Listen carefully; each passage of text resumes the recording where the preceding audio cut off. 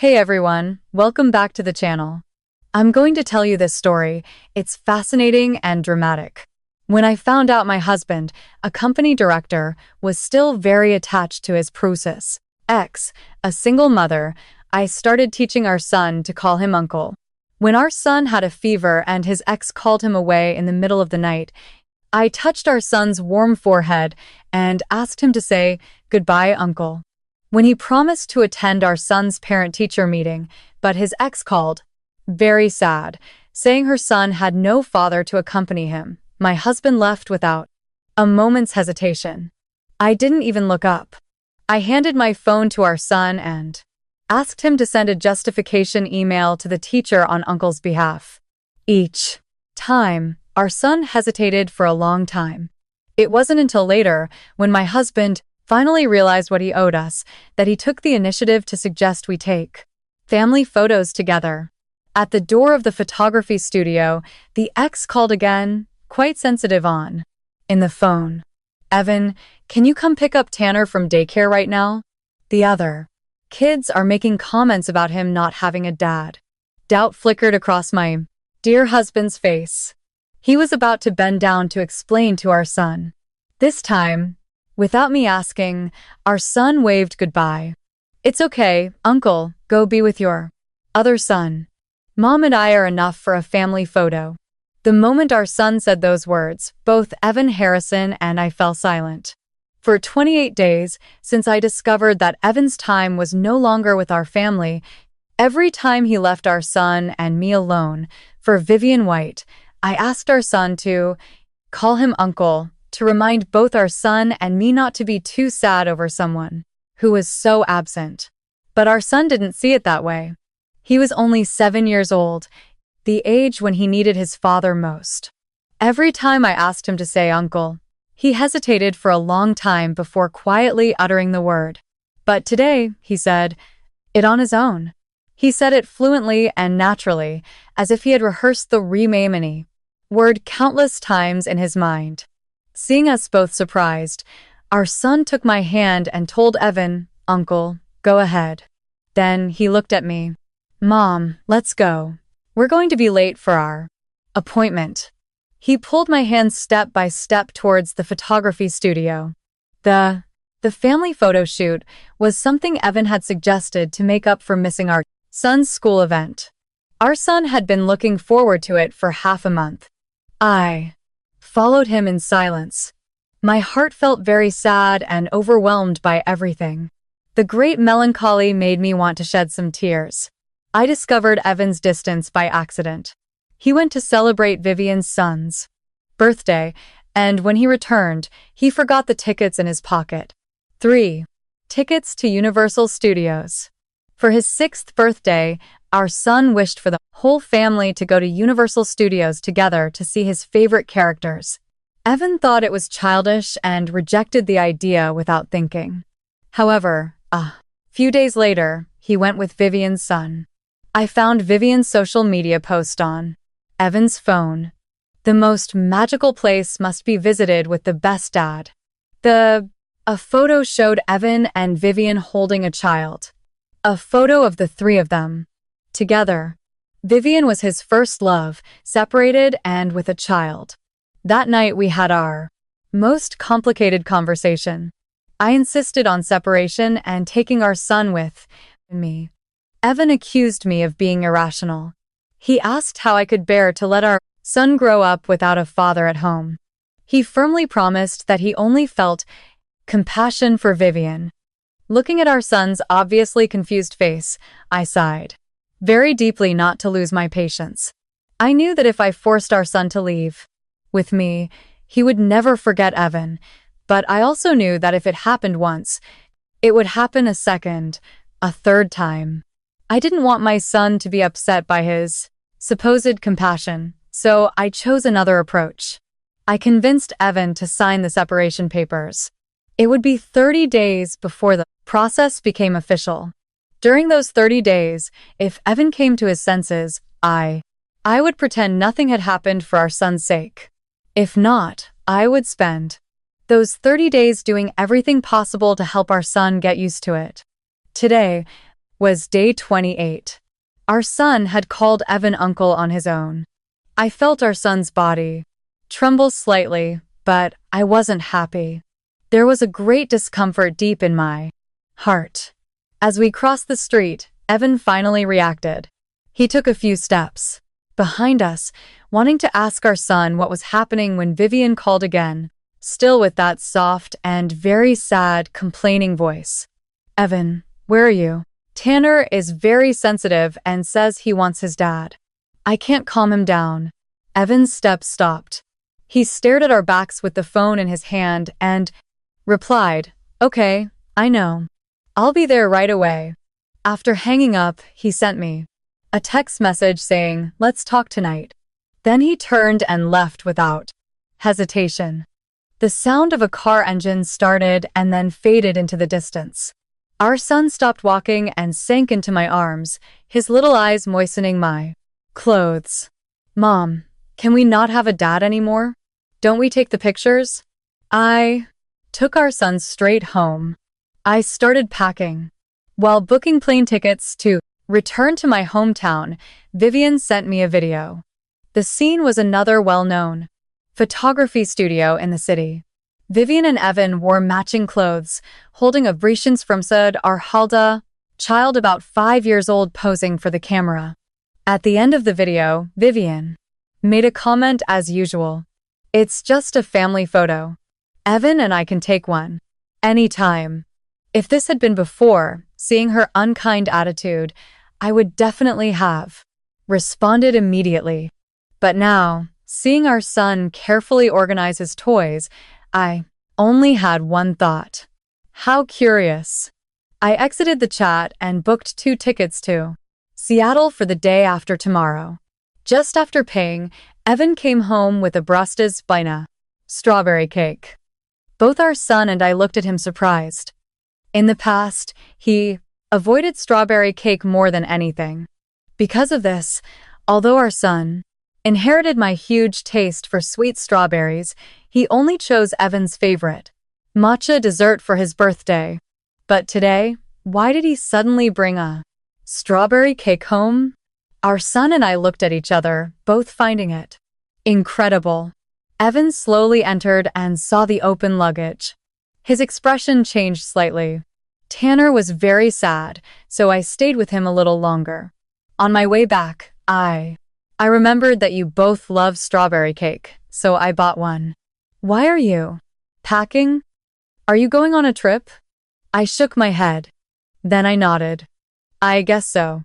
With only 2 days left for the separation to become official, I didn't want any unexpected complications. Hearing my words, Evan seemed to sigh with relief. Before continuing, "The photography studio called me and said you didn't show up. I rescheduled it. How about tomorrow? I definitely won't let you down this time." He knelt in front of our son and said it very seriously. Our son stopped while organizing his toys. He looked at him, then at me, as if he was undecided, or as if he no longer dared to believe. I noticed our son hesitated and my heart softened. Okay, it was going to be the last time anyway.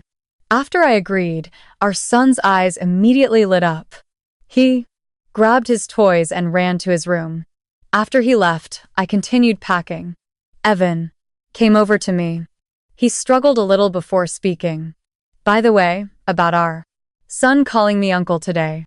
My heart skipped a beat. I looked up at him. Evan knelt down, placing the strawberry cake beside me. His voice was helpless, but affectionate. "Zoe, I know what you're thinking. You think I'm too good to Vivian and that I've been neglecting you and our son? But I assure you, I only to feel compassion for Vivian. She's a single mother. I just don't want her to have a hard time." He took my hand and placed it solemnly over his heart. "Give me a little more time. I promise I'll handle things with Vivian and her son properly. I won't let you and our son have a bad time." I stared at him, expressionless. I could barely remember the last time he had looked at me so seriously. Maybe it was at our wedding. In the beautiful chapel, He held my hand and promised to treat me well for the rest of his life. Or maybe it was the day our son was born. In the hospital nursery, he carefully held our son in his arms and smiled as he kissed my forehead. Then he said, "I will never let you or our son suffer any sadness." Thinking about those moments from the past, I remained silent for a long time. I decided to talk to him about the Fursanadius separation. "Actually, where did you put that limited edition block set I bought our son last time?" "It's on the studio cabinet. Vivian says Tanner loves blocks lately. I'll take it for him to play with for a few days." After speaking, Evan went to the studio, found the block set, grabbed his car keys, and hurried out the door. The door closed. Evan's figure disappeared. I stared at the door for a long time. Then I finished the sentence I hadn't completed. "Actually, our son and I don't need you anymore." There were only 2 days left to leave. At midnight, after finally finishing packing everything, I lay tired on the bed. My phone lit up. It was a message from Evan. Tanner really loved the blocks. I spent all night helping him put it together. Vivian specifically asked me to thank you. At midnight, my husband was thanking me on behalf of another woman. I pulled the corner of my mouth, too stunned to even smile, but I was too tired to bother. The outcome was already decided anyway. I opened the chat and replied casually, "You're welcome." I didn't give it to her. Besides, that toy was our son's favorite birthday gift. He's been waiting for you to have time to put it together with him. After sending that message, I turned off my phone and closed my eyes to sleep. I didn't care about Evan on the other side, whose expression changed upon seeing the message. The next morning, at 8, Evan came home unusually early. He took off his coat as he entered and saw several suitcases neatly arranged in the living room. He was very surprised in his place. "You need to pack so much for a trip?" Without even putting down his coat, he walked towards the bedroom in great astonishment and asked me. I was helping our son get dressed and didn't look back. "We're going. And far." Hearing this, he immediately looked at our son. Only after receiving a confirming nod, his expression relaxed. Then he put his coat aside and took out 3 tickets to Universal Studios. "Haven't you been sad because I didn't take our son to Universal Studios? I bought tickets for today. The 3 of us can go together." He showed the tickets in front of our son and me, as if he were showing off, his face full of self-satisfaction. For a moment I wondered if I had misheard. Almost a month had passed since that moment, and only now was he thinking about it, but then I thought of the series of unread messages on my phone when I woke up this morning and suddenly understood. So it was a detail to make up for it. I said nothing and continued to focus on dressing our son. But our son was incredibly excited. His eyes twinkled as he looked at me. "Mom, I want to go." My eyes curved into a smile. Before I could speak, I heard Evan hesitate a little. "But if you want to go, there's a small detail. Vivian found out we're taking family photos today, and she's worried Tanner will get sad if he finds out. So, the family photo thing, let's do it another time." As he said this, his expression showed much regret. Our son stood still. The smile in his eyes visibly disappeared little by little. "I see." He slowly lowered his head and said nothing more. His eyes looked very dull, but Evan didn't notice. He continued. "It's just this small request from Vivian. I thought about it and it shouldn't be a big deal. We're just postponing the photos this time. There's always a next time." "Leo, what do you say?" He didn't. I know that our son and I were leaving tomorrow. This was his last chance, but neither our son nor I said anything.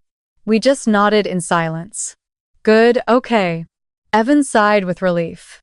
His face visibly showed a smile as if a weight had been lifted. Then I'll tell Vivian right now. At 3 inches the afternoon, we'll meet at Universal Studios.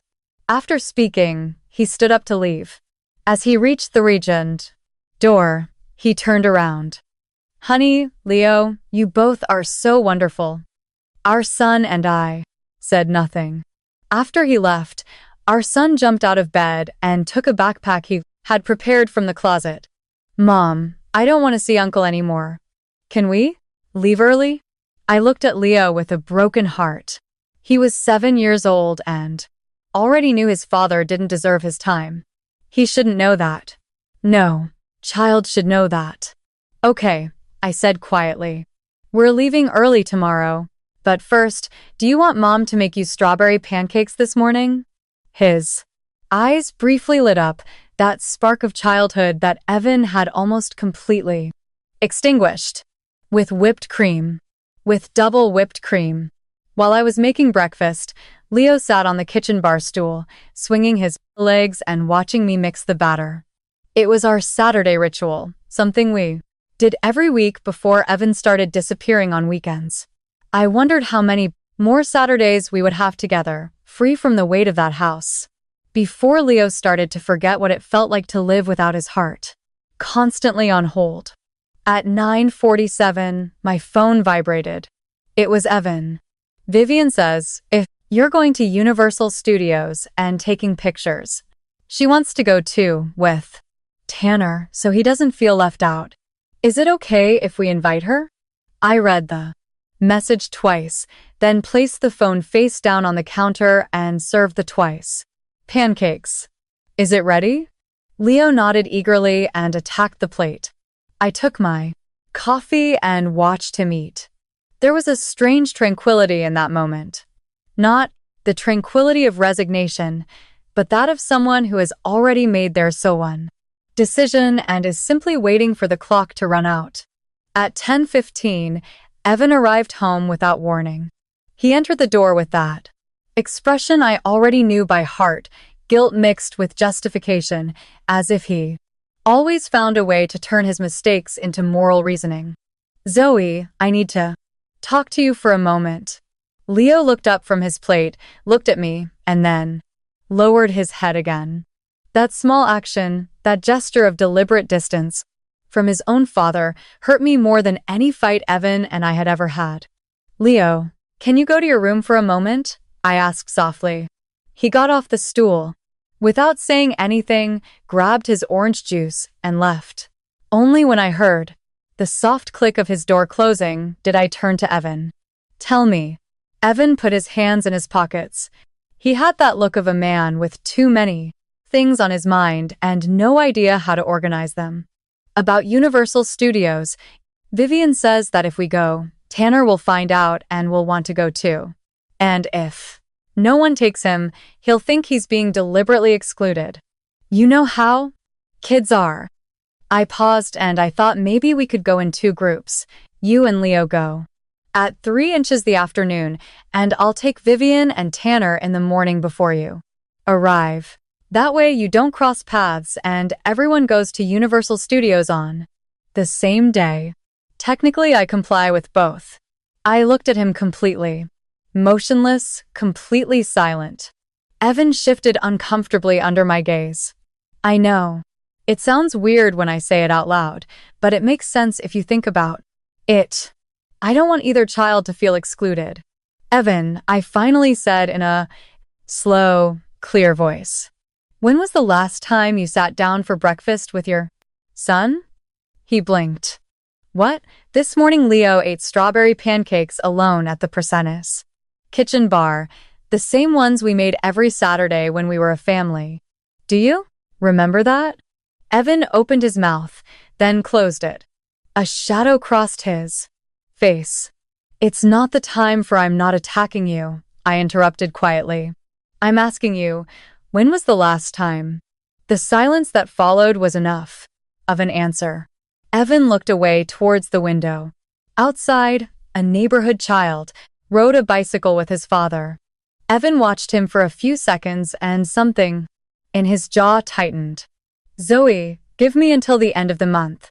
Just until the end of the month to sort all this out. End of the month. In 2 days, we would be legally divorced. He didn't know yet. He had signed the papers believing it was a temporary separation, a cooling off agreement. I hadn't corrected him, and now, standing in his own kitchen, he was asking me for time he no longer had. Okay, I replied. Evan exhaled visibly, relieved. Thank you. I know I don't deserve it, but thank you. He picked up his keys from the counter. As he passed me, he paused for an instant, as if I wanted to say something more. Then he continued walking towards the door. I'll be back before 3 to go with you to Universal Studios. Okay. The door closed. The engine started. The sound faded down the quiet street. I stared at my empty coffee cup for a long moment. Leo poked his head out of the hallway. He's gone? He's gone. He came into the kitchen, climbed back onto his stool, and finished his juice. Then he looked at me with those dark eyes that were exactly like Evan's and that I loved with a force that hurt. Mom, is Uncle coming with us today? Leo said that. I nodded slowly. Then he asked with the brutal precision that only 7-year-old children have. And what if Mrs. Vivian calls him while we're there? I didn't answer immediately. I got up, took the cups to the sink, rinsed them. When I turned around, Leo was still waiting. If that happens, I finally told him, Mom already has a plan. What Evan didn't know was that I had been building that plan for 28 days, not with fury, not with tears, with the same calm with which one folds clean clothes, or books plane tickets at midnight. When I discovered the Universal Studios tickets in his pocket, when I saw the Instagram photo with the caption Vivian had written as if Evan were hers, I didn't scream. I locked myself in the Prina bathroom with the shower running and cried for exactly 4 minutes. Then I washed my face, came out, and started thinking. I tricked Evan into signing the divorce papers, mixing them with some corporate documents that he always signed without reading. He was the CEO of a medium-sized consulting firm. On weekends, when he came home late and tired from Vivian's house, I would make him coffee, put the documents on the table, and he would sign without even looking at me. He trusted that I would never do anything to harm him, and technically I wasn't harming him. I was just giving him what he had already chosen without uttering the words. The lawyer had been discreet. My savings, which I had accumulated in 4 years of freelance work, while Evan believed they were entertainment expenses, were freelance work. Enough for everything. Legal fees, tickets, the first month's rent in Seattle, and an emergency fund that I hoped I wouldn't need. 2 days left. Only 2 days. At 2:47 inches the afternoon, Evan still hadn't arrived. At 3:05 he sent me a God message. Zoe, Vivian had a car problem. I had to go help her. I'll take Leo as soon as I can. Is it okay if you arrive first and wait for me at the entrance? I looked at the message. Then I looked at Leo, who already had his backpack on, his headphones hanging around his neck. Ready since 2:30. He looked back at me, in silence. I put the phone in my bag. Leo, do you want to go to Universal Studios with Mom? Just the two of us. Just the two of us, he thought for exactly 3 seconds. Then he stood up, adjusted his backpack straps, and walked towards the door. Let's go, Mom. Uncle is always late. What Evan didn't know, at that moment, while he was changing Vivian's car tires somewhere in the city, was that that afternoon at Universal Studios would be the last time Leo and I would spend in that city, and that the next time he tried to call me, he would discover something that would change everything he thought he knew about the papers he had signed without reading. We took the subway to Universal Studios.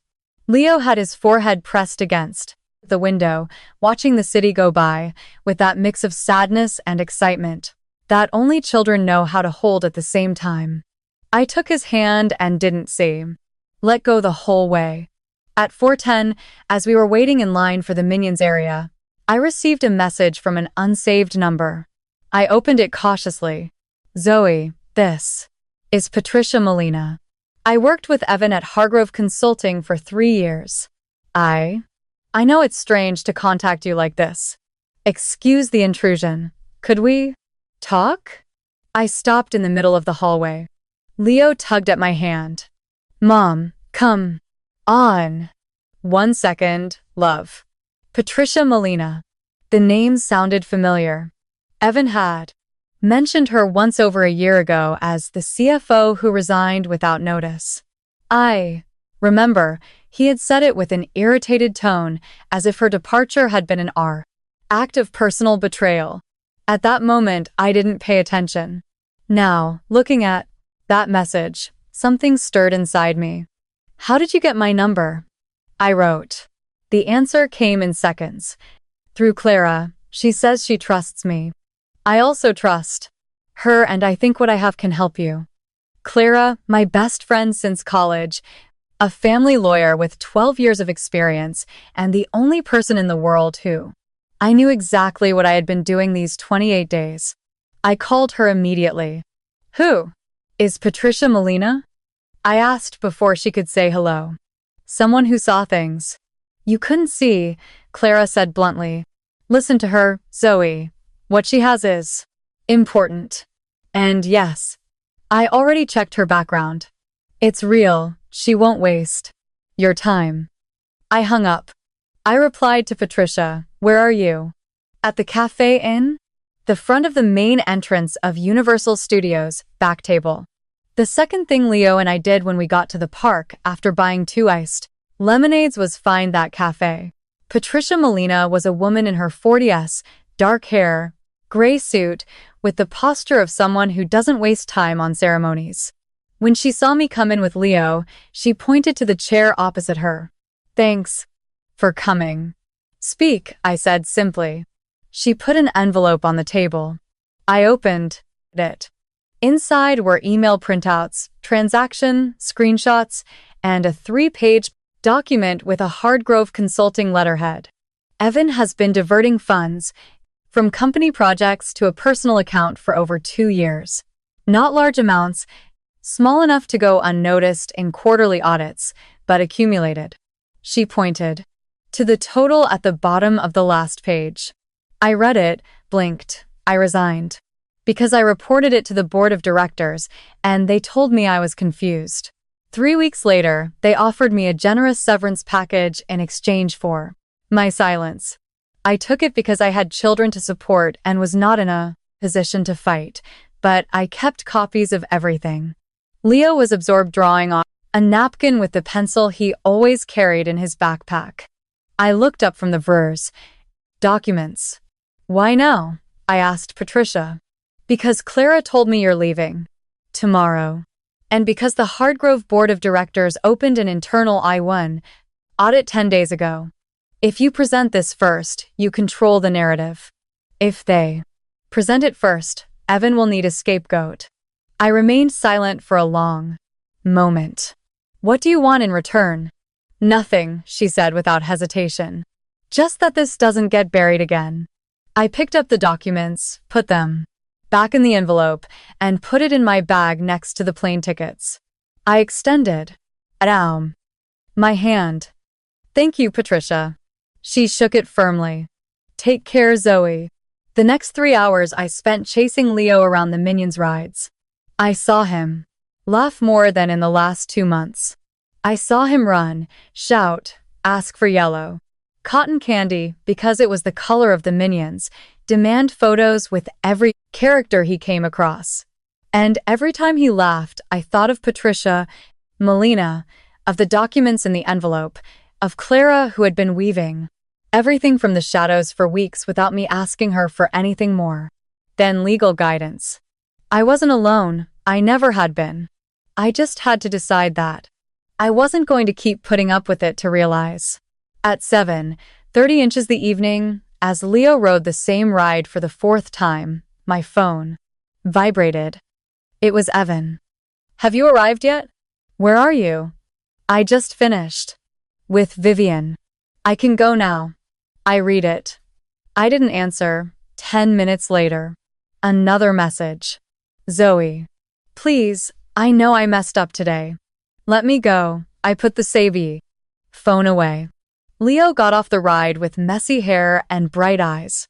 He ran to me and hugged my waist. Mom, can we stay until closing? Until closing, I confirmed. That night, back home on the subway, Leo fell asleep with his head on my lap. I looked at him, gently running my fingers through his hair, feeling the weight of that day, of those 28 days, of those 4 years. And then I remembered, the night it all began, the night I found the tickets, how I sat on the edge of, in the bed with the 3 little papers in my hand, listening to the shower run. Because Evan was bathing after returning from Tanner's birthday party. 3.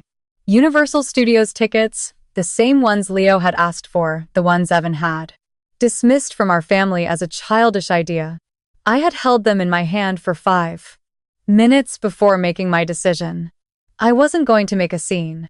I wasn't. I'm going to beg him to change. I wasn't going to spend the next few years waiting for Vivian to let go or for him to wake up on his own. I was going to do the Brents.com. Only thing no one expected of me. Leave, but leave well, leave whole, leave with my son and with everything that belonged to us. That same night I had opened Clara's chat and written a single line. I need your help to do this properly. And Clara, without asking anything, without judging me, had replied in less than a minute. I was already waiting for you to ask me. 28 days. A plan built in silence. In the hours when Evan was at Vivian's house, in the early mornings when Leo slept and I reviewed documents with the screen on. Low brightness so as not to wake anyone. A divorce signed without him knowing what he was signing. 2 tickets to Seattle and now an envelope with information that completely transformed the balance of what was coming. 1 day left, just 1 day, until Evan Harrison discovered that the woman he thought he knew had never been the one he expected to find. It was 10:48 at night when the taxis stopped in front of the house. Leo was sleeping soundly against my shoulder with the yellow cotton candy still stuck to one cheek. I carried him to his room, undressed him without waking him, tucked him in. I stood on the threshold of his door for a moment, watching him breathe. Tomorrow, at this time, we would be in Seattle. When I went downstairs, I found Evan sitting on the couch with the living room lights down low, his tie loosened, and his elbows on his knees. He had the expression of someone who has been practicing a speech for hours and is no longer sure that words will do any good. I waited, he said. I know. I sat in the armchair opposite him, not next to him. I folded my hands on my lap and looked at him without hostility, without tears, without the tremor in my voice that I would have had 28 days ago. Evan interpreted my calm as openness. He always did. Zoe, I messed up today. I know.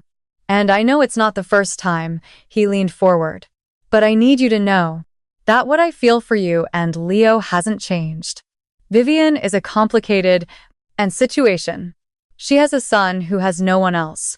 I can't just ignore her. I'm not asking you to ignore her, Evan. He blinked, confused by my tone. Then what are you asking me? Nothing, I said simply. I'm not asking you for anything anymore. There was a silence.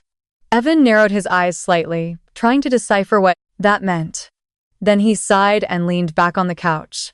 You're angry, you have a right to be, but tomorrow we can talk calmly. Okay, I rescheduled the family photos for Saturday, this time with no exceptions. I promise. On Saturday, Leo and I are going to be in Seattle.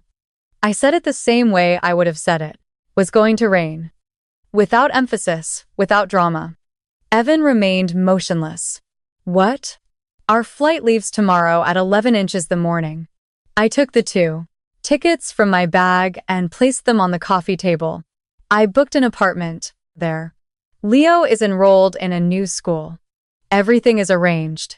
The silence that followed was different from all the silences we had shared in 28 days. It was the silence of someone who has just stepped on land and discovers that it is not solid. Zoe. His voice came out strange, without the confident tone he always used. You can't just. You signed the divorce papers 26 days ago, I interrupted. Tomorrow they become official. Evan opened his mouth, closed it.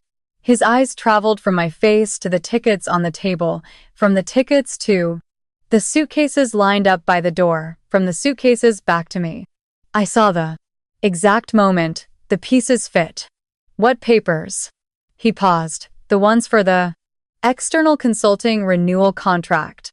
That night I came home late and you had 3 drinks in you, and you came home smelling of her perfume. You signed everything I put in front of you without reading anything. I didn't say it cruelly. I said it as someone stating a fact. As you've been doing for 4 years. With the company documents, the color left Evan's face. It was a second, barely a second of doubt that crossed his eyes before he closed them. But I saw it, and he knew I had seen it. What do you know about the company? He asked quietly. I didn't answer. I just held his gaze. Evan stood up abruptly, walked to the window, turned his back to the living room, and rested a hand on the glass. From where I was, I could see his reflection. I saw him swallow something. I saw him compose himself. I saw him try to regain control of a situation that had long ceased to be his. Zoe, if someone has told you something about Hardgrove, I need you to understand that there's context you don't know. Things are not as they are painted. They never are, according to you. He turned around. This is serious. It's not like with Vivian. This can affect both of us. Leo and me know. I cut him off. You. At that moment, his phone vibrated on the coffee table. We both looked at it. The screen showed a name. Our Castillo Hardgrove board. Evan looked at it as if it were a snake. He didn't take it. It's going to keep ringing, I told him. They've been doing the internal audit for 10 days.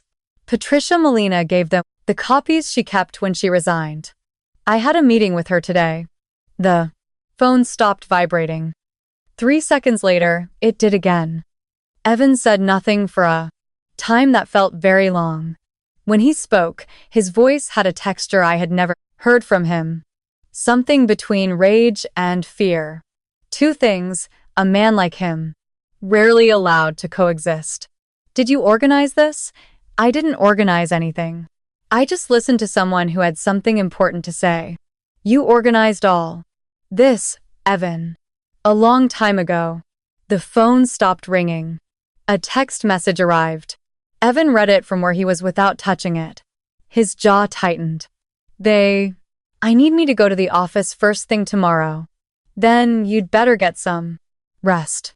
I stood up, picked up the tickets from the table, and went upstairs. Behind me, I heard the silence of a man who for the first time in years didn't know what his next move was. Not the company's, not Vivian's, not ours, none. In the hallway on the 2nd floor, I stopped in front of Leo's room door. I pushed. It opened slightly. I saw him sleep peacefully, completely unaware of the weight of what was happening 1 floor below. On his nightstand was the drawing he had made on the Universal Studios napkin. 2 figures, one large and one small, holding hands in front of something that looked like a roller coaster. Below, in his 7-year-old handwriting, he had written a single word, Mom. I closed the door softly and went to my room. I lay down without turning on the light. From downstairs came Evan's footsteps pacing back and forth in the living room, the sound of his low voice talking on the phone, the urgent tone of someone trying to contain something that had already begun to overflow. I listened for a while. Then I closed my eyes and slept better than in 28 days. At 6:15 the morning, the alarm rang. I got up, showered, made Leo's breakfast. When I went downstairs with the last things to pack, I found Evan sitting in exactly the same place where I had left him the night before. He hadn't slept. His eyes were red, and his tie was still loosened, and he held the worm on screed, the phone with both hands as if it were the only thing anchoring him to the ground. He looked at me from the couch. "Zoe," he said, just that, my name, as if there were no more words available. I looked at him directly, without resentment and without pity. "Leo wakes up in 20 minutes. If you want to say goodbye to him, you have that time." I went to the kitchen to prepare breakfast. The man who had been CEO, who had promised at an altar that he would never let me suffer. Injustices, who had taken another child to Universal Studios while his own son dreamed of the Minions. He was left alone on the couch with his phone and the consequences of every decision he had made, believing that I would never do anything about it. 4 hours until the flight. At 7:02 the morning, Leo came downstairs with his backpack on and found Evan sitting on the couch. They stood facing each other for a second. Then Leo went to the kitchen, ate his pancakes in silence, and when he finished, he took his plate to the sink and washed it himself, as I had taught him. Evan watched everything from the living room without moving. When Leo passed him to go get his small suitcase, Evan extended a hand and touched his shoulder. "Leo." My son stopped. He looked up at him. "Yes, Uncle." He didn't say it cruelly. He didn't say it as a blow. He said it with the same naturalness with which one says, "Good morning." And that was worse. Evan slowly withdrew his hand. "Have a good trip," Evan said softly. Leo nodded once, picked up his suitcase, and came to get me. It was at that moment, as Leo got into the taxi and I grabbed the last bags, when Evan stood up and followed me to the prost door. "Zoe." His voice was different. Without the authority of a CEO, without the confidence of a man accustomed to the world organizing itself according to his needs. "What did you do to Vivian?" I stopped on the threshold. I turned around. "What do you mean?" "She called me an hour ago crying. She told me she doesn't want to see me again. That you sent her something." "I sent her 2 things," I replied. "The first was a screenshot, the one of the message you sent me at midnight, thanking me on her behalf for Leo's Lego, so she would know exactly what kind of man you are when you think no one is watching you." Evan opened his mouth. Nothing came out. The second was a question. I asked her if she knew that the Lego you gave Tanner for his birthday was the same one Leo had asked for the limited edition one. The one he had been waiting months for. You to have time to build with him. I asked her if she thought that was okay, if that was the man she had chosen to be the father of her son. The silence that followed was absolute. I didn't ruin her, Evan, I gave her information. What she does with that is her decision. I picked up the handle of the last bag, just as you made yours.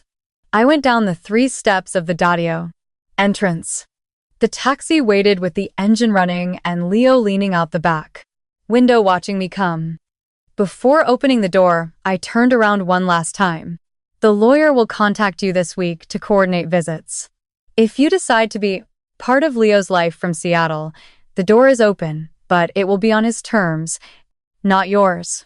I got into the taxi. The door closed. I saw Evan standing at the taxi entrance of his own house, alone, with the phone in his hand and not knowing which of the 3 missed calls to answer first, if Vivian's, if Hardgrove's, or the lawyer he didn't even know existed yet. I watched his figure grow smaller as the taxi drove down the street. Leo didn't turn to look at him. He put his head on my shoulder and closed his eyes. I said nothing. I hugged him. At the Regis Airport, as we waited to board, Leo asked me something I didn't expect. "Mom, is Uncle going to be okay?" I looked at him. He was looking at me with those dark, Eyes that were Evan's and also mine, with the seriousness of a child who has processed too much, too quickly. That depends on him, I told him honestly. He has everything he needs to be. Whether he chooses to or not is no longer something we can control. Leo thought about it for a moment. And are we going to be okay? I took his hand, squeezed it once. We are already okay. The flight to Seattle took off at 11:04 inches the morning. When the clouds covered the city for the last time, I took out the drawing Leo had made on the Universal Studios napkin from my bag.